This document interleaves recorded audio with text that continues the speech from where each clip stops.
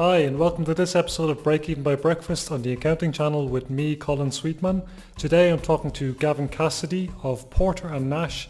Porter and Nash is a natural fresh gravy made out of fresh vegetables and seaweed from Ireland. Watch on to find out more.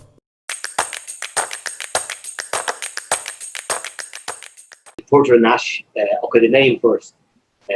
Myself and my co-founder, Owen Lennon, we were brainstorming in Nash Street while having a glass of porter, believe it or not. And this is where, so it was Porter and Nash Street. So we came up with Porter and Nash. We noticed that, a lot of companies are, a double barrel name or so, and it's catchy. So we thought, okay, but let's leave it as is rather than having Cassidy and Lennon.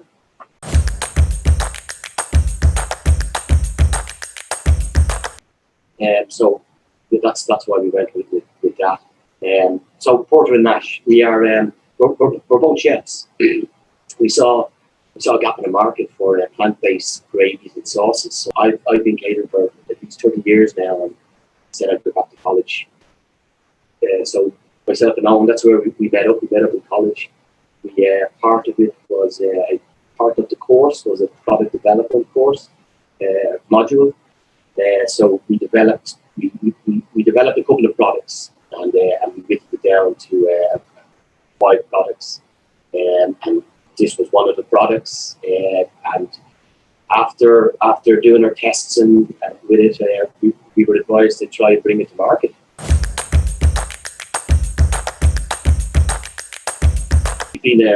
We've been working on it since 2018.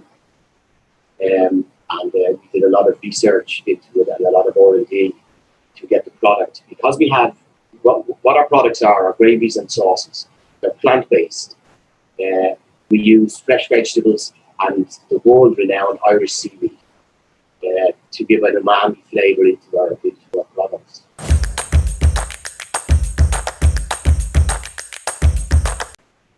With our combination of vegetables and the seaweed, what we tried to do, and what we have done, is to make the gravy and sauce range similar to a meat-based sauce and gravy range. Not in appearance, in texture, and in taste, but it's completely plant-based. So our target market would have been, flexitarians. We noticed a lot of people were trying to eliminate some sort of meat once or twice or 3 times a week out of their diet. So what we decided to do is come up with this plant-based gravy and sauce range. But it's suitable for all cuisines. It's not, it's ideal for vegans and vegetarians, where in that market and in the sauce market, within vegan sauce market, it's very limited. If you ask many vegans, they'd say a lot of their sauces would be tomato-based. So we've given them the option there with 3 different flavors that they can experiment with new dishes. So what we've done then is we've created a cookbook on our website.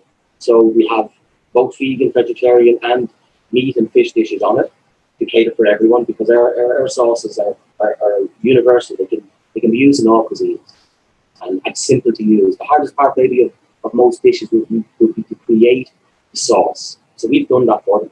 So it's just a matter of experimenting and go mad with it. Do whatever you want to do it.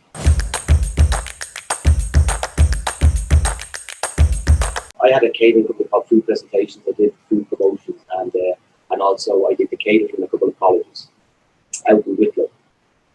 And then went back to college, where felt that I was missing out on something. So I went back to college on my tough part for myself after being out of college for 30 years.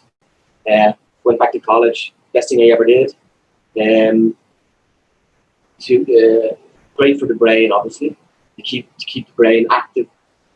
New experiences, new technologies, all of that, and that helped to create actually the products.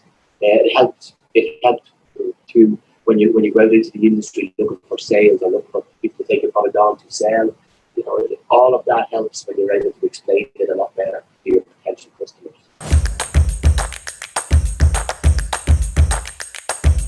I'm probably the old school, like cold calling. So cold calling into mainly supermarkets, supermarkets, some small independent food stores. So yeah, definitely call in, explain what the products are, explain our USPs, our unique selling points, which would be no fat, no sugar, no salt. Looks like a meat product, but suitable for vegans and obviously suitable for our cuisines. So that was it. Just to educate the potential buyer, which would be the B2B, on what the product is, so he can educate his customers on what the product is. So it's so face to face was always the way that I started off. Now it's a little bit more difficult. It's a lot more Zoom meetings. But we're engaging a lot more with bigger companies now. We're constantly R&Ding. Every Wednesday, actually, we do an R&D session to try to develop more products.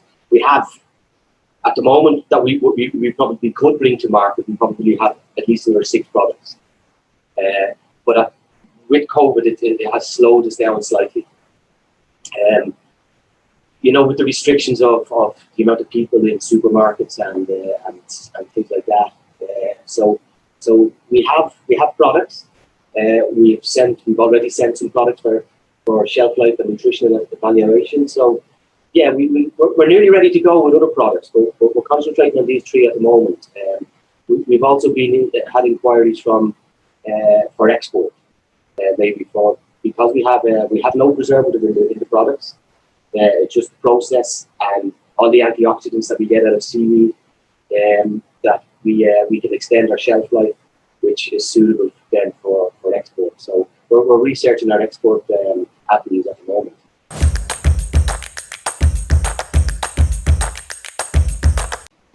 The credit that a lot of big stores look for is probably a bit too much for us.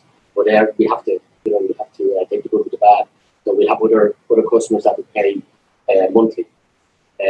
But in fairness, because we've gone through the Food Academy or so, that most of the suppliers that we supply to know that we're a small company, and they know that we need payment as quick as possible.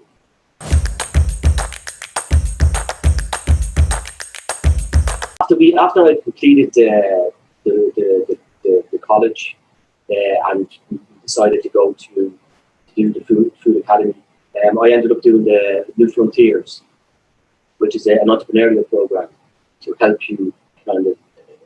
It informs you about all the needs that you need to obviously launch your product and to stay in business, and it helps you with mentors to obviously to get all the information that you need to do that. So the New Frontiers was great help. It gives you the confidence to go out there and try to sell your product, obviously. We also got a lot of support from the local LEOs with feasibility studies and innovation grants, 10 grants to get the product, to get your website set up. So after I completed the New Frontiers program, we pitched for the CSF, which is Enterprise Ireland's competitive startup fund. So we got that. So we're in the first tranche of that, which is great help. Obviously with cash flow is probably the hardest part. So and what to do when you get the cash, and where to put it, be frugal with your spending. Don't go crazy and spend it all in one go, because obviously there's going to be problems down the line that you're going to need. So you have to always, so your cash flow is very, very, very important.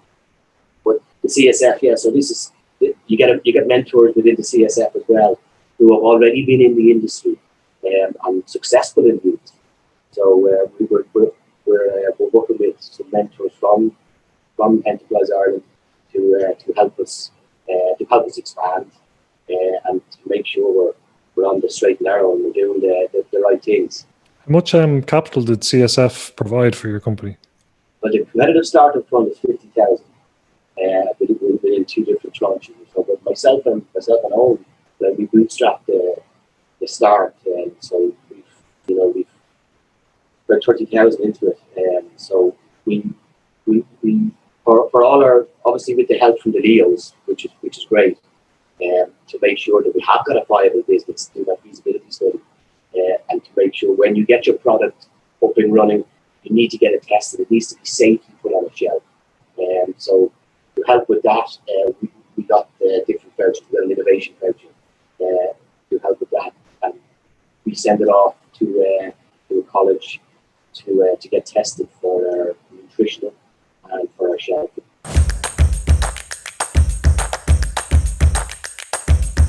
Still in the middle of it at the moment, which is great. If we couldn't have came at a better time. We've used a certain amount of it now, and we'll be getting refunded again soon. And we have a roadmap that we need to do for the next couple of months. We had one that we were in the middle of prior to COVID happening, so we have to reevaluate where we were going to go with this. So we have reevaluated it, and we put up a different roadmap. So we're branching out. We're looking at the different avenues where to bring our sales to, and export is involved in that. So we're doing a lot of R&D and research into our export market at the moment.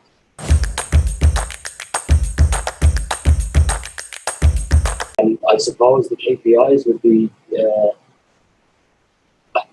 obviously the more people that turn to veganism or flexitarianism, so will increase our market share. Well, hopefully will increase our market share of that certain section. But what we are trying to do as chefs, we try to educate customers on how to utilize different products. So, we need to get it out there that our product at the moment is a product, obviously from Christmas time. A lot of people might have a mixture within their own family. Obviously, they may not have people coming to their house, but within their own family, there might be vegetarians, flexitarians, and an array of different diet requirements. So we have products there that will suit everyone. So rather than making 3 different sauces for your Christmas dinner, we have the sauce that will cater for everyone that's sitting at that table. So we've made it easier for our potential customers and customers to cater for, I'll just be doing Christmas at the moment, cater for Christmas, and to cater for all the different diets that they have sitting at that table. So we see that obviously as the vegan and the flexitarian market is probably the biggest one as it grows. We see that a lot of people, if they are taking meat out of it, they miss the flavour or the appearance of meat. And especially when it comes to meat sauce or meat gravy. So they can still be a flexitarian and use our sauce, and which still looks like. And it is a growing market. It's maybe in Ireland it's maybe a bit slower, but it is a growing market. But as we say, the flexitarian market is a bigger market. It is growing. It's growing a lot quicker. When you think of people that are, say, bodybuilding or in gyms, and they're eliminating a lot of carbs out of their diet, yes, and a lot of fat out of their diets. So when they're cooking, they're cooking plain, so it's poached chicken or grilled chicken or things that don't have fat induced into it. So we have a sauce that anyone that is on a certain diet